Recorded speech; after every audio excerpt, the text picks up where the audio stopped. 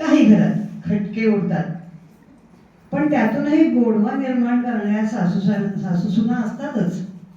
आजकाल IT मध्ये काम करणाऱ्या मुली आणि त्यांना सांभाळणाऱ्या सासवा घरोघरी दिसतात. तर अशाच घरात आपण जरा डोकावून बघूयात. चला तर मग. अगं मंजू, अगं ऐकतेस का? आज पाहुणे येणार आहेत आपल्याकडे. तुझी जरा मदत लागणार आहे ग मला. करशील ना? तेवढा वेळ आहे का तुझ्याकडे की मीच करू? हे बघा आई, काम वगैरे काही नाही ना. मला अजून ना खूप असाइनमेंट करायचे.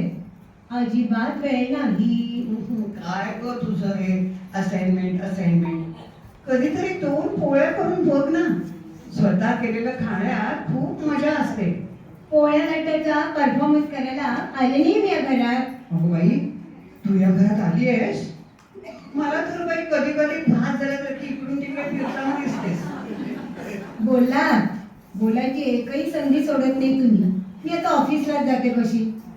काय ग हे तुमचं एक कॉर्पोरेट ऑफिस म्हणजे काय जेल आहे का? म्हणजे AC मध्ये टांगून ठेवायचं आणि कधी कधी पॅरलवर सोडल्यासारखं आपलं घरी यायचं. अगं मीही नोकरी केली आहे. सरकारी. हो सरकारीच, पण नोकरीच होती ना ती. सरकारी आश्वासनं खोटी असतात, पण नोकरी मात्र खरी असते हो. हे जरी खरं असलं ना तरी तुमच्याकडे की नाही कठोर कॉम्पिटिशन नाही, डेली कमिटमेंट नव्हत्या. हो गो बाई, आम्ही गरबा खेळायला जायचो बरं ऑफिसमध्ये. आणि काय नुसत्या फायली इकडून तिकडे हिंडवायच्या आणि गरबा खेळायचा. तसं नाही हा. हे कसं सांगू का, बुलफाईट असते ना तसं. माणसं धावतात पुढे आणि बैल मागतात धावत मागे मागे जात असतात. अहो आमचं ना अगदी तसंच आहे. टार्गेटचे बैल आमच्या पुढे धावतच असतात.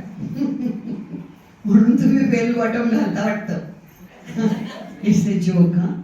माझं एवढंच म्हणणं आहे की थोडं घराकडे लक्ष द्यावं ग. काल मी तुला भाजी घेऊन यायला सांगितलं तर तू रात्री 11 वाजता आलीस आणि ते सुद्धा डायरेक्ट जेवून. पण मी तुम्हाला मेल केला होता ना. अगं मी घरातली कामं करू का तुझं मेल वाचत बसू?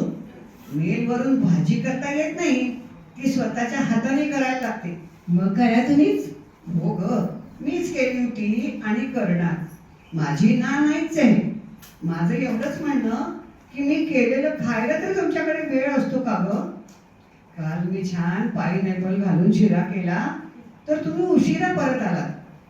परवा खमंग लोणच्याचा घाट घातला तर तुम्ही ऑफिसमधल्या लोनचं टेन्शन घेऊन बसलात. एवढं सगळं टिपटॉप केलं तर तुम्ही लॅपटॉपला चिकटून बसलात. कॉम्प्युटरमध्ये व्हायरस जाऊ नये म्हणून जेवढी काळजी घेताना तेवढी आयुष्यात रस घेताना दिसत नाही तुम्ही. आयुष्यातील सगळा रसच निघून चाललाय तुमच्या. हे लक्षात येत आहे का? अहो आई हो, लक्षात येते आमच्या. पण आम्ही की नाही अगदी हेल्पलेस झालो. हेल्पलेस कुठले? You are hopeless.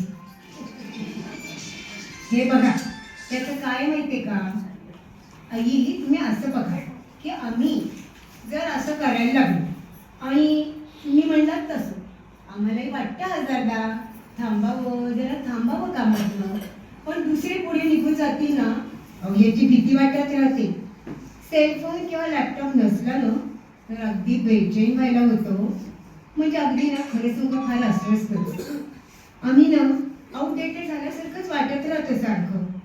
कॉर्पोरेटमध्ये डेअरिंग असतं, पण डेअरिंग आणि शेअरिंग नसतं.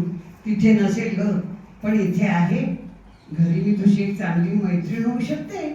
बघ प्रयत्न करून.